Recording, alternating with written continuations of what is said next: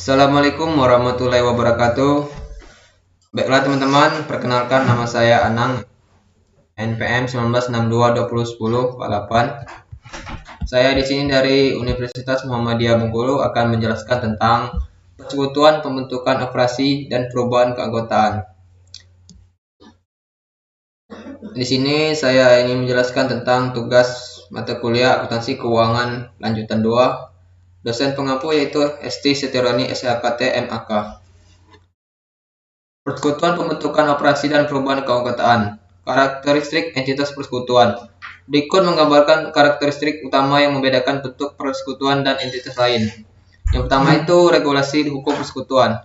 Akuntansi yang bekerja untuk persekutuan harus memahami hukum atau undang-undang terkait dengan persekutuan karena hukum atau undang-undang tersebut menjelaskan hak-hak tiap sekutu dan kreditor selama proses pembentukan.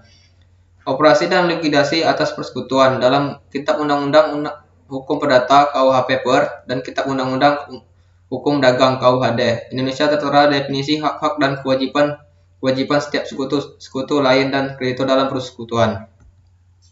Definisi persekutuan. Pada KUH Paper bab 8 bagian 1 pasal 1618 menyatakan bahwa persekutuan adalah perjanjian antara dua pihak atau lebih yang setuju untuk menginvestasikan suatu ke dalam usaha dan laba yang diperolehnya di bagian di antara mereka.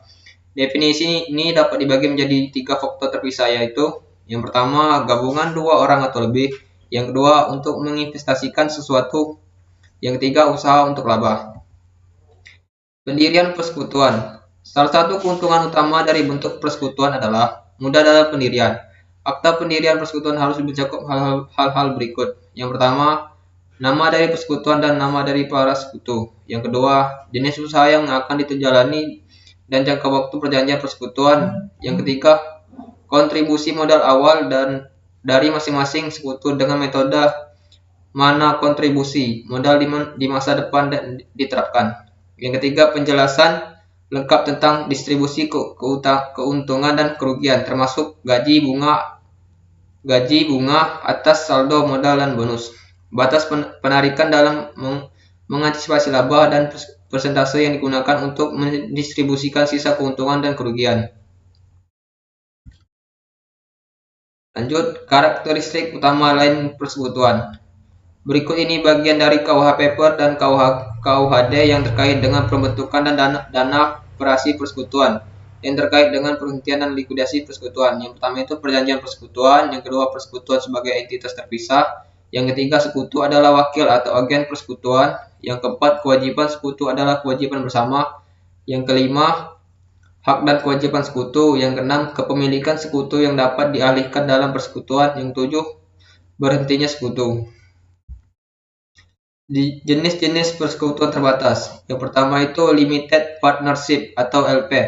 Dalam persekutuan terbatas terdapat setidaknya satu sekutu umum dan satu atau lebih sekutu terbatas. Yang kedua, limited liability partnership LLP. Persekutuan dengan kewajiban terbatas adalah salah satu persekutuan yang tiap-tiap sekutu memiliki tingkat perlindungan kewajiban yang sama. Yang ketiga, limited liability limited partnership. Setiap sekutu hanya bertanggung jawab atas kewajiban bisnis persekutuan dan tidak bertindak malpraktek atau kesalahan yang dilakukan sekutu lain dalam kegiatan usaha normal perusahaan. Akuntansi untuk pendirian persekutuan. Pada saat pendirian persekutuan sangatlah penting untuk melakukan penilaian yang tepat terhadap aset-aset lain, kas, dan kewajiban yang disetorkan oleh masing-masing sekutu. Setiap kontribusi dari sekutu akan menjadi kekayaan persekutuan dan dimiliki secara bersama. Persekutuan harus dapat memisahkan secara jelas antara kontribusi modal dan pinjaman yang diberikan oleh sekutu kepada persekutuan. Perjanjian pinjaman harus memiliki bukti tertulis atau dokumen yang secara legal dapat membuktikan bahwa terdapat pinjaman dari salah satu sekutu kepada persekutuan. Juga sangat penting memisahkan aset berwujud dan memiliki persekutuan, dan aset tersebut memiliki oleh individu sekutu tetapi digunakan oleh persekutuan. Pencatatan akuntansi atas aset terwujud atas persekutuan harus dijaga. Lanjut, akuntansi untuk operasi persekutuan. Sebuah persekutuan menyediakan jasa atau menjual produk untuk mencari keuntungan. Transaksi tersebut dicatat dalam jurnal dan buku besarnya. Akun sekutu. Persekutuan bisa memiliki beberapa akun untuk masing-masing sekutu dalam pencatatan akuntansinya. Akun sekutu tersebut adalah sebagai berikut. Yang pertama itu akun modal. Investasi awal para sekutu, setoran modal, selanjutnya distribusi keuntungan atau kerugian, dan penarikan modal oleh sekutu dicatat dalam akun modal para sekutu. Setiap sekutu memiliki satu akun modal dan biasanya bersaldokan kredit.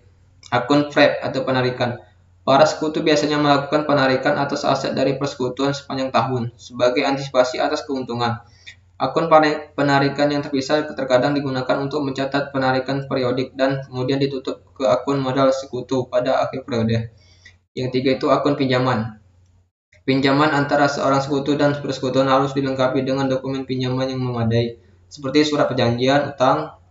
Pinjaman dari sekutu ditunjukkan sebagai utang dalam pembukaan persekutuan, sama seperti utang lainnya. Tanpa semua sekutu menyetujui, persekutuan diwajibkan untuk membayar bunga pinjaman kepada sekutu yang meminjamkan. Alokasi laba atau rugi kepada para sekutu. Laba atau rugi dilakukan kepada para sekutu pada setiap akhir periode. Laba atau rugi secara proporsional sesuai dengan jumlah yang dikontribusikan ke dalam persekutuan. Sebagai besar, persekutuan menggunakan salah satu metode distribusi, yaitu yang pertama, rasio yang ditetapkan sebelumnya. Yang kedua, bunga atas saldo awal. Yang ketiga, gaji kepada sekutu. Yang keempat, bonus kepada sekutu. Laporan keuangan persekutuan. Sebuah persekutuan merupakan entitas pelaporan terpisah untuk tujuan akuntansi. Dan ada 3 laporan keuangan: laba rugi, laporan keuangan, dan laporan arus kas, yang biasanya disusun pada akhir periode laporan.